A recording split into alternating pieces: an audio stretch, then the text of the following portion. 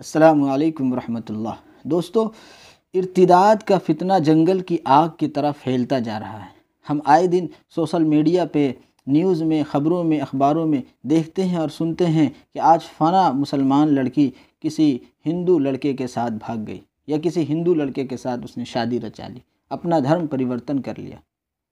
میرے دوستو، اس طرح کی خبریں اتنی عام ہو گئی کہ ہم لوگ پڑھتے ہیں، سنتے ہیں اور آگے بڑھ جاتے ہیں اور نظر انداز کر دیتے ہیں۔ کیا ہم یہ سوچتے ہیں کہ یہ جو فتنہ جس کے بارے میں ہم آئے دن سن رہے ہیں اور دیکھ رہے ہیں، کیا ہم محفوظ ہیں؟ کیا ہمارا گھرانہ محفوظ ہے؟ کیا ہماری مائیں اور بہنیں محفوظ ہیں؟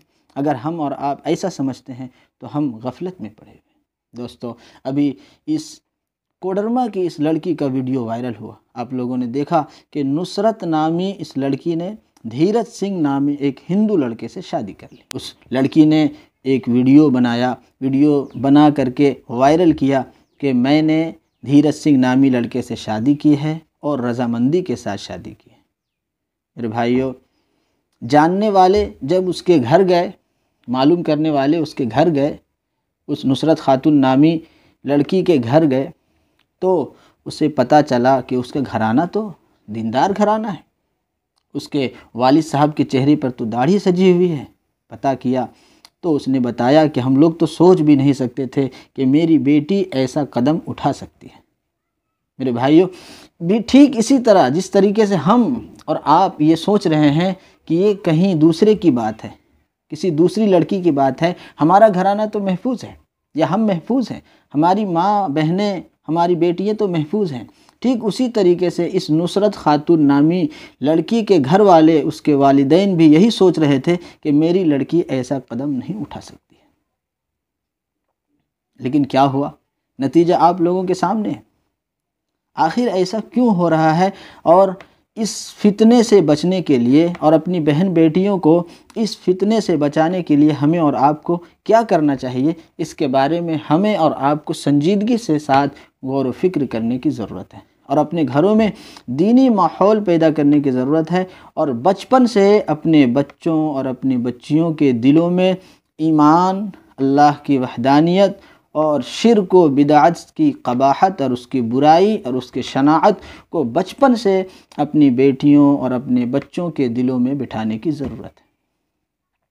اس نصرت خاتون نامی لڑکی کے جب گھر گئے اور معلوم کیا تو پتہ چلا کہ وہ لڑکی تو صوم و صلات کی پابند تھی، اور اس کو کوئی موبائل بھی پرسنل نہیں دیا گیا تھا۔ پھر آخر کیا وجہ بنی کہ اس لڑکی کا رابطہ اس دھیرج سنگھ نامی لڑکے سے ہو گیا؟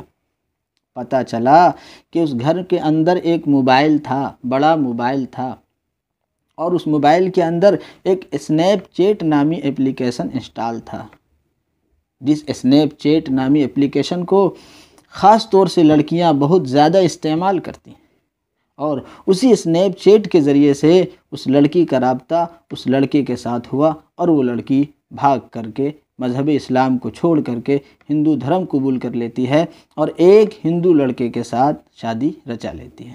دوستو، یہ فتنے کا دور ہے، لہٰذا پہلے سے زیادہ ہمیں اپنے ایمان، عقیدے کی فکر کرنی چاہیے، اور اپنے بچوں اور بچیوں کے بارے میں دین کے اعتبار سے بہت زیادہ فکر مندی کی ضرورت ہے۔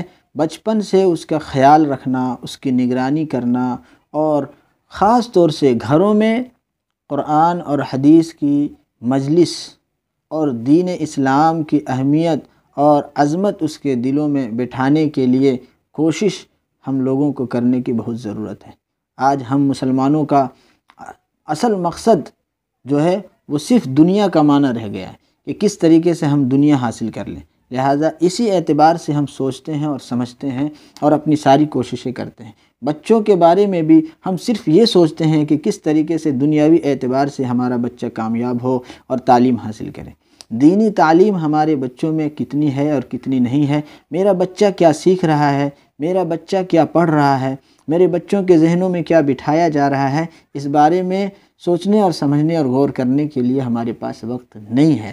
لہٰذا وقت ہے کہ ہم سب اپنے گھر والوں کی فکر کریں، اپنے بچوں اور بچیوں کی فکر کریں، اور بچپن سے اس کے اندر دین اسلام، اللہ اور اس کے رسول کی محبت اس کے دلوں میں بٹھانے کی کوشش کریں۔ اور سوشل میڈیا، خاص طور سے موبائل فون اگر آپ کے گھر میں ہے یا آپ کے بچیوں کے پاس ہیں تو اس کے بارے میں آپ کو اس سلسلے میں آپ اس کی نگرانی کریں۔ آپ دیکھیں کہ اس کی ایکٹیویٹیز کیا ہیں، وہ کیا کر رہا ہے، کس طرح کے لوگوں سے رابطے رکھ رہا ہے۔ اللہ تبارک و تعالی ہم سب کے پورے گھرانے کو اس ارتداد کے فتنے سے بچائے اور ہم لوگ کو دین مستقیم اور صراط مستقیم پر قائم اور دائم رہنے کی توفیق عطا فرمائے۔ آمین۔ السلام علیکم ورحمۃ